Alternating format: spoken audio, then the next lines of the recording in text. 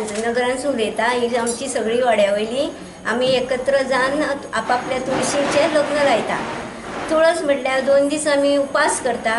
आदल्या दिसी म्हणजे काल एकादशी आसता त्या दिसा उपास, परत आयज आतां सगळे तुळशीचें लग्न लावन आमी जेवता।